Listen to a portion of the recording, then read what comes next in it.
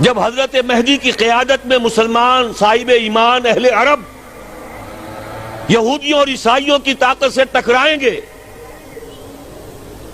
تو ان کی مدد کے لیے دو جانب سے اللہ تعالیٰ کچھ بھیجیں گے مدد.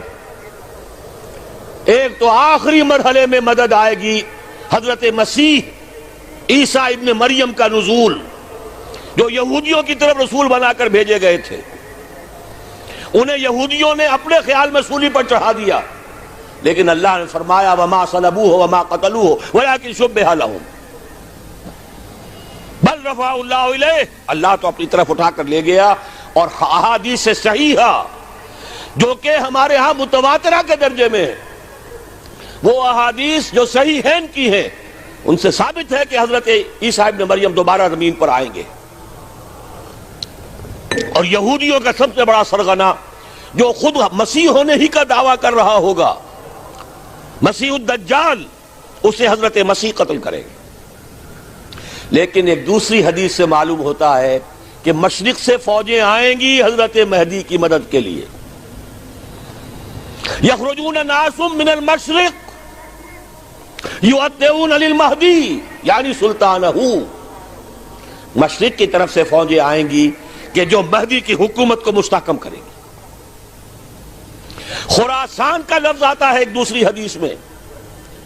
خراسان سے سیاہ عالم چلیں گے، انہیں کوئی نہیں روک سکے گا یہاں تک کہ وہ یروشلم میں جا کر نصب ہو جائیں گے. اور حضور کے زمانے میں اچھی طرح سمجھ لیجئے،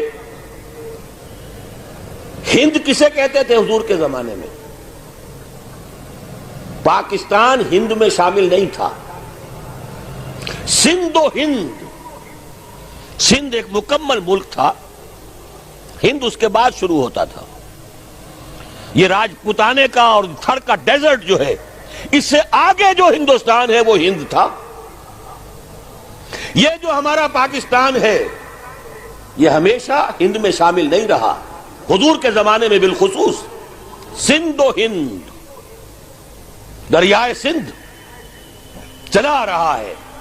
یہ ساری ٹریبیوٹریز جو پنجاب کے اندر اس کی ہیں، یہ سب ایک علیحدہ ملک ہے جو اس زمانے میں سندھ کہلاتا تھا. اور نمبر دو یاد کیجئے، اس زمانے میں خراسان ایک علاقہ تھا جس میں موجودہ افغانستان کا 2/3، تھوڑا سا حصہ ایران کا، اور جہاں تک میں تحقیق کر سکا ہوں آج تک پاکستان کا بھی علاقہ، خاص طور پر مالاکنڈ ڈویژن جو اس خراسان میں شامل ہے. خراسان سے سیاہ عالم چلیں گے جو جا کر یروشلم میں نصب ہوں گے. یہاں بھی ایک نقطہ نوٹ کر لیجئے، پہلے بھی یروشلم ہم سے چھینا تھا. کس نے چھینا تھا؟ عیسائیوں نے، کروسیڈرز. واپس کون لیا؟ کس نے لیا؟ عربوں میں دم نہیں تھا، عرب عیاشیوں کی وجہ سے کھوکھلے ہو چکے تھے. واپس لینے والا صلاح الدین ایوبی، کرد خون. اب دوبارہ یروشلم لیا جا چکا. چھینا کن سے گیا؟ عربوں سے. عرب واپس لے سکتے ہیں؟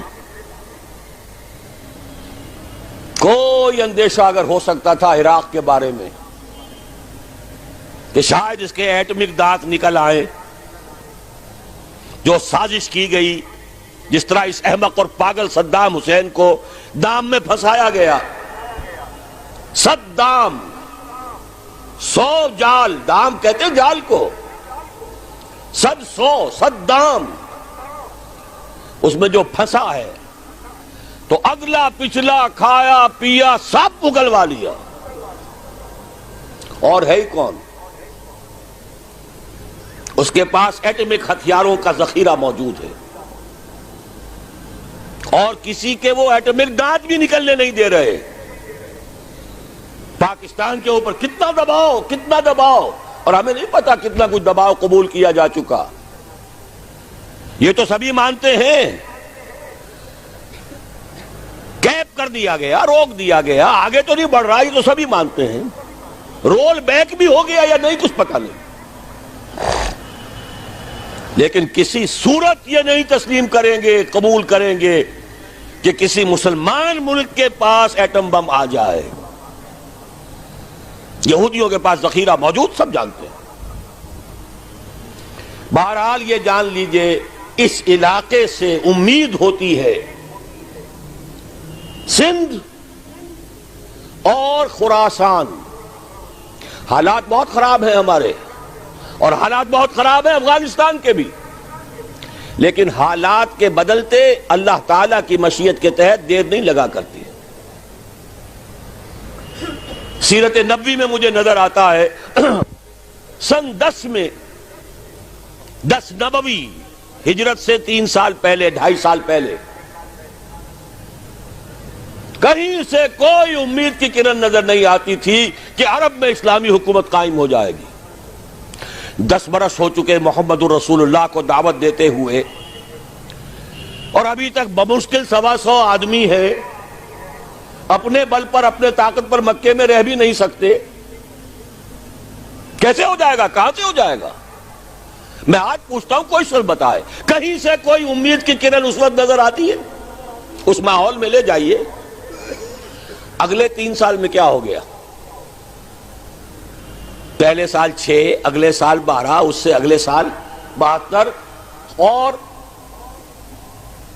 بیعت عقبہ ثانیہ، ہجرت، اور وہاں سے اب حضور کی طرف سے شروع ہو گیا انیشیٹو. تو ہم نہیں کہہ سکتے. اللہ تعالیٰ کی قدرت، اللہ کی مشیت. یہ یقین ہے کہ دنیا کے خاتمے سے پہلے نظام خلافت قائم ہوگا، اور تمام دنیا میں ہوگا. ظاہر ہے کہیں پہلے کسی ایک جگہ سے ہوگا، جیسے حضور کے زمانے میں ہوا. اگر بیک وقت پوری دنیا میں ہو سکتا تو حضور کے دست مبارک سے ہوتا. اگر حضور کے دست مبارک سے بھی ایک ملک میں ہوا، جزیرہ نماء عرب میں ہوا، پھر حضور کے امتی ہیں نا، ابو بکر ہیں، عمر ہے، عثمان ہے، صحابہ کرام کی فوجیں نکلی ہیں، امتی ہیں. امتیوں کے ہاتھوں اس کی توسیع ہوئی. اب بھی یہی ہوگا، کسی ایک علاقے میں ہوگا. میرا گمان ہے، میں یہ یقین سے نہیں کہہ سکتا. گمان بھی میرا ان احادیث کی روشنی میں ہے جو میں نے آپ کو بتا دی اور موجود ہے اس کتابچے کے اندر. علامہ اقبال نے بھی انہی کے حوالے سے کہیں کہا ہے، میرے عرب کو آئی ٹھنڈی ہوا جہاں سے، میرا وطن وہی ہے، میرا وطن وہی ہے. اس علاقے سے کچھ ہونے والا ہے اور ہوگا انشاءاللہ. میری زندگی میں نہ ہو، آپ کی زندگی میں نہ ہو، کوئی پرواہ نہیں. حضرت حمزہ تو شہید ہو گئے غزوہ احد میں. 5 سال کے بعد حضور مکے میں داخل ہوئے ہیں فاتح کی حیثیت سے. حضرت حمزہ کی نگاہوں نے، ان آنکھوں نے تو نہیں دیکھا، عالم ارواح میں اللہ نے کیا مشاہدہ کرایا ہوگا انہیں، وہ تو ہمیں معلوم نہیں. بعض صحابہ شہید کر دیے گئے مکے ہی میں. بہت بڑی کامیابی. اپنی جان لگا دیں، اپنے آپ کو کھپا دیں، اپنے آپ کو مٹا دیں. جس طرح روڑی کوٹ کر بنیادوں میں بھر دی جاتی ہے، ہماری ہڈیوں کا چورا بنا کر اور ہمارے خون کے اندر اسے گوندھ کر اگر وہاں ڈال دیا جائے، اس سے بڑی سعادت کوئی نہیں. اس پر تعمیر ہو خلافت علی منہاج النبوہ کی، ہم اس کی بنیاد کے اندر دفن ہو جائیں، یہی بہت بڑی سعادت ہے. لیکن یہ ہوگا. میں نے عرض کیا تھا کہ یقین ہے مجھے کہ ہوگا، اور ہر صاحب ایمان کو یقین ہونا چاہیے کہ ہوگا. باقی یہ کہ یہ آثار ہیں اور احادیث بھی ہیں، اور 400 برس کی تاریخ بھی بتاتی ہے کہ یہیں سے ہوگا. 1000 برس تک سارے مجددین امت عالم عرب میں پیدا ہوئے. 11ویں صدی کا مجدد اعظم شیخ احمد سرہندی کہاں دفن ہے؟ سرہند میں، ہندوستان میں.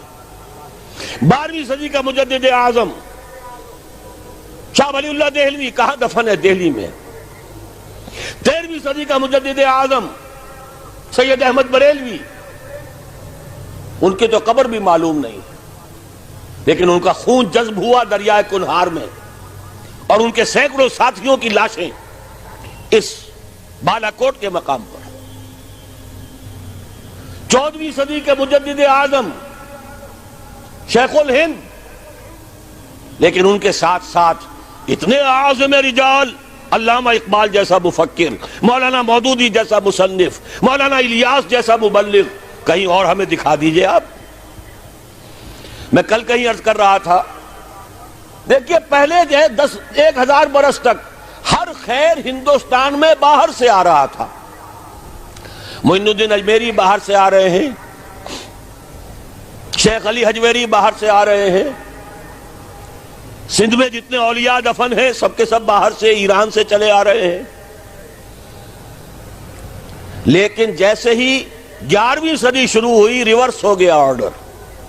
اب سلسلہ مجددیہ نقشبندیہ اب ہندوستان سے نکل کر پھیل رہا ہے، پورا افغانستان، پورا ترکستان، تمام یہ ترک ریاستیں جو آزاد ہوئی ہیں ابھی USSR کے خاتمے کے بعد، یہاں تک کہ سائپرس، جزیرہ قبرص، پورا ترکی جو اب بھی ہے موجودہ ترکی، سلسلہ مجددیہ نقشبندیہ کہاں سے چلا؟ ہندوستان سے پھیل گیا پورے عالم اسلام۔ مفکر، علماء دین کا اور تمام علوم دینی کا مجدد شاہ ولی اللہ دہلوی، خالص ترین جہاد فی سبیل اللہ دور صحابہ کے بعد جماعت مجاہدین جام شہادت نوش کیا، سینکڑوں ہمارے مجاہدین نے۔ پھر 14ویں صدی میں اقبال جیسا مفکر، مودودی جیسا، دوبارہ دہرا رہا ہوں، مصنف، مولانا الیاس جیسا مبلغ، مجھے تو کہیں نظر نہیں آتا۔ تمام مسلمان ممالک آزاد ہوئے، کہیں اسلام کا نام نہیں لگا، نہ سیوکارنوں نے نعرہ لگایا، نہ کہیں کسی اور نے نعرہ لگایا۔ عربوں نے بھی عرب نیشنلزم کا نعرہ لگایا، اسلام کا نعرہ نہیں۔ تحریک پاکستان میں نعرہ لگا، پاکستان کا مطلب کیا؟ لا الہ الا اللہ۔ صبح عرض کر چکا ہوں، تحریک خلافت پوری دنیا میں کہیں نہیں، صرف بر عظیم پاک و ہند میں۔ اور کیسی تحریک خلافت کہ ہندو شریک ہوئے، گاندھی شامل ہوا، پورے ہندوستان کو جس نے گنجا دیا۔ یہ دوسری بات ہے کہ جب خود مصطفیٰ کمال نے ختم کر دیا تو اب کیا کرتے؟ مدعی سست گواہ چست۔ نوٹ کرنے کی بات ہے، کچھ آثار ہیں، 400 سال کی تاریخ ہے، بتا رہی ہے پاکستان کا قیام خود ایک معجزہ۔ یہ ساری چیزیں مشیت ایزدی میں کسی بڑے خیر کا پیش خیمہ ہے،